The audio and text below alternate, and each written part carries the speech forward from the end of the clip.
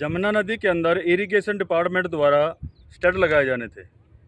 हर साल कई करोड़ रुपए का ग्रांट आती है और उस ग्रांट को पानी के रुकाव करने के लिए स्टड बनाए जाते हैं, जिसमें तारें भी बिछाई जाती हैं और पत्थर लगाए जाते हैं। मैं आपको तस्वीरें दिखा रहा हूँ। यहाँ पे ये स्टड लगाया गया है।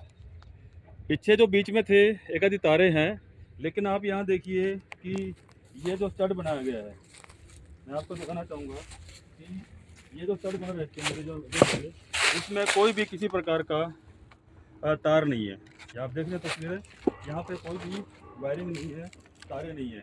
मैं इस दिखा दूँ, ये देखिए कोई भी प्रकार की किसी प्रकार की तारें नहीं है और बिना तार के ये स्टड बनाया गया है। ये तस्वीर आप देख रहे हैं कि ये जो एरिया है ये है जप्ती छपरा, शहीद छपरा साइड की ये सारी लोकेशन है। और जितने भी स्टड बनाए गए, एक आगे और भी आप देख रहे हैं, वो भी आगे स्टड बनाया गया है। ये नहीं कि सारे के सारे पत्थर ऐसे ही बह रहे हैं। इससे पहले जो स्टड बनाए गए थे वो बीच में देखिए, वहाँ पे आपको पत्थरों का ढेर नज़र आ जाएगा। और यहाँ पर भी देखिए, यहाँ पे मेला भी लगता है। जब भी मेला लगता है और ये पत्थर देख रहे हैं कि सारा खिंड बिंड किस स्थिति में पड़े हुए हैं, जबकि इतने भारी भारी जो पत्थर हैं वो सही दिशा में लगाने थे। और यहाँ पर आप देख रहे हैं कि कोई भी जितने भी स्टड बनाए गए हैं सारे के सारे ओपन में ये बनाए जा रहे हैं और ओपन पत्थर लगाए जा रहे हैं।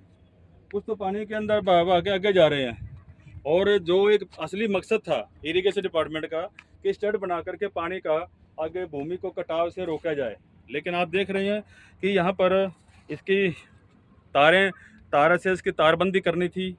इससे पहले जो स्टड लगाए जाते थे वहाँ पे तारबंदी भी होती थी, जिससे कि पत्थर कई वर्षों तक बने रहे। जहाँ पे स्टड लगाया गया है आगे कटाव ना हो। असली मकसद ये था कि जो जमुना है, क्योंकि इसके दोनों तरफ के जो सिरे हैं वो कच्चे हैं, कि गांव में कोई बाढ़ का कारण ना बने, गांव में किसी प्रकार का भूमि कटाव ना हो, उसके लिए स्टड जगह जगह बनाए जाते थे। अब ये देखिए 2-3 स्टड ये आगे हैं, वहाँ पर भी एक पुराना स्टड है जहाँ पर तारें लगाई गई हैं।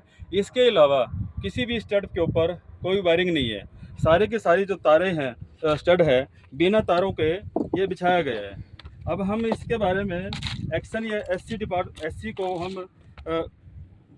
एससी को हम जानकारी लेना चाहेंगे कि आखिरकार जो आपने ये लाखों करोड़ रुपए का जो पैसा है, क्या ये ऐसे बिखेरने के लिए इस्तेमाल किया गया है कि आप इसमें कहीं पे भी कोई स्टड ना लगाएं, कहीं पे भी ऐसे पत्थर आए और अपना गिर गए और चले गए।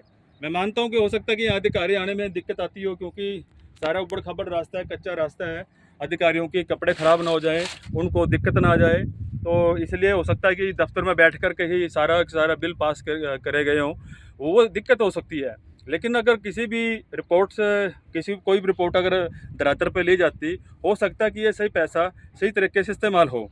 अब जिस तरह से इनको जोड़ करके लगाया जाना था, जिस तरह से आपने देखा होगा दूसरे जो हमने स्टड देखे हैं, पत्थरों को आपस में मिला करके लगाया जाता है। यहाँ पर आप देखिए कोई भी पत्थर ऐसा नहीं है जिसमें कि उचित तरीके से इसको लगाया गया हो।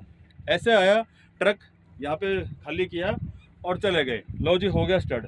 इससे ना तो इस स्टड की कितने इसमें पत्थर लगाया गया है, इस स्टड के अंदर कितना मटेरियल डाला गया है, कि उसमें कितना पत्थर आया कितने आया, इसका कोई अंदाज़ा नहीं लगा सकते।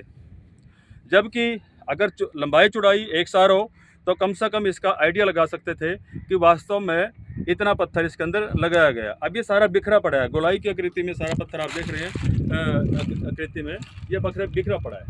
तो इसकी जानकारी के लिए हम सिंचाई विभाग के अधिकारियों से बातचीत करेंगे, आखिरकार इसकी किस तरह से पैमाइश की गई है और क्या ये बिना जाल के इसको बिछाया जाना चाहिए था या इसको जाल लगना था या नहीं लगना था।